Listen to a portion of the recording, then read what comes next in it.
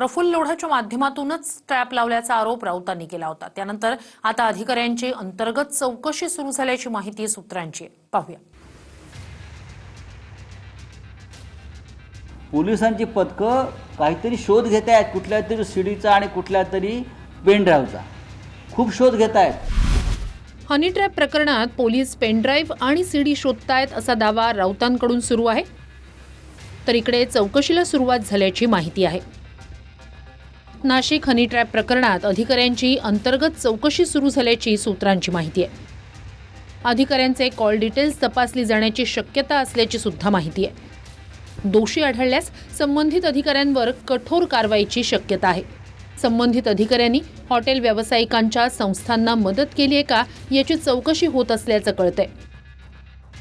Hotel व्यावसायिकांच्या जमीन व्यवहाराबाबत सखोल तपास होणार आहे।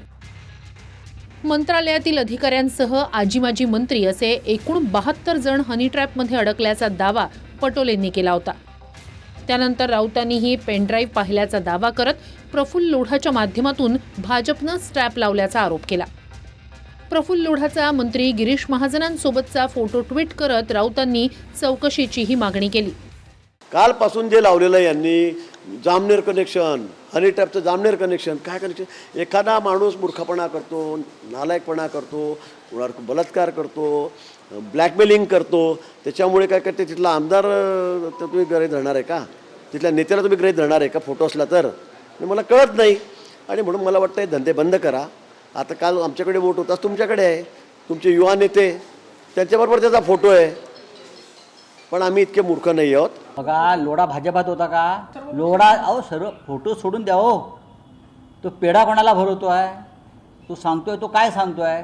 तो कोणाचं नाव घेतो आहे? दुसऱ्याचं नाव घेतल्यामुळे गिरीश महाजन यांच्यावरचे डाग धुतले जात नाहीत, लक्षात घ्या। गिरीश महाजन यांच्यावरती अशा प्रकारचे आरोप वारंवार होत आहेत। मी करत नाही। महाराष्ट्राच्या मंत्रिमंडळात देवेंद्र फडणवीस यांचे संकट मोचक जे स्वतःला समजून घेत आहेत, त्यांचं कॅरेक्टर काय आहे? त्या सगळ्या मंत्र्यांच्या सगळ्या किती शुद्ध चारित्र्याचे लोक आहेत। कुंभला जाऊन तुम्ही डुबक्या वगैरे मारल्या असालो म्हणून काय महाराष्ट्र शुद्ध झाला नाही, महाराष्ट्र अधिक गढूळ झाला आहे। प्रफुल्ल लोढा हा एक छोटा मासा आहे, मोठा मासा मंत्रिमंडळात आहे। मंत्री गिरीश महाजन आणि मुख्यमंत्री कार्यालयात कार्यरत रामेश्वर नाईक यांनी आपल्याला जीवे मारण्याची धमकी दिल्याचं प्रफुल्ल लोढांनी म्हटलंय। ज्यात एक बटन दाबलं तर हिंदुस्थानात तहलका होईल असं लोढा सांगतोय। मला पुरावे द्यायला कोण शरण जाण्याची गरज नाही, एक बटन दाबलं तर पुरे हिंदुस्थानामध्ये तहलका मारून जाईल। तर याच लोढावर आता पुण्यात बलात्काराचा गुन्हा दाखल झालाय। पुण्यातल्या कोथरूडमधील 36 वर्षीय महिलेनं प्रफुल्ल लोढाविरोधात तक्रार दिली।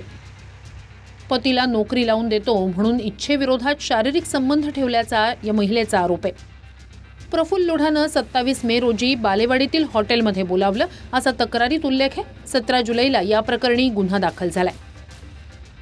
त्यामुळे आता पिंपरी चिंचवड पोलीस प्रफुल्ल लोढाला अटक करणार आहेत। हाच लोढा सध्या एका पॉस्को प्रकरणात मुंबईत जेलमध्ये आहे। बावधन पोलीस स्टेशन हद्दीत 17 जुलै रोजी प्रफुल्ल लोढा यांच्या विरोधात बलात्काराचा गुन्हा दाखल झालेला आहे। सदर गुन्ह्यात तपास चालू आहे। आरोपी सध्या मुंबई पोलिसांच्या MIDC पोलीस स्टेशनच्या कस्टडीत आहे। तर सीडी बाहेर येऊ नये म्हणून प्रफुल्ल लोढावर गुन्हा दाखल होत असल्याचा आरोप एकनाथ खडसे यांनी केलाय। प्रफुल्ल लोढा जो आहे तो ह्यांच्याकडे त्याच्याकडे जे CD आहेत त्याच्याकडे जे आहेत त्याने सांगितलेलं आहे की मी जर बटन दाबलं तरी अख्ख्या हिंदुस्थानामध्ये तहलका माजेल हे त्याचं वक्तव्य आहे।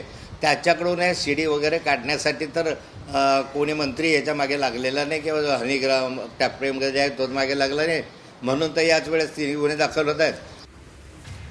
हनी ट्रॅपच्या आरोपांवरून विरोधक आक्रमक आहेत। त्याचवेळी अधिकाऱ्यांच्या अंतर्गत चौकशीलाही सुरुवात झाल्याचं समजतंय। त्यामुळे येत्या काही दिवसात आणखी काही माहिती समोर येईल। Bureau report TV9 Marathi.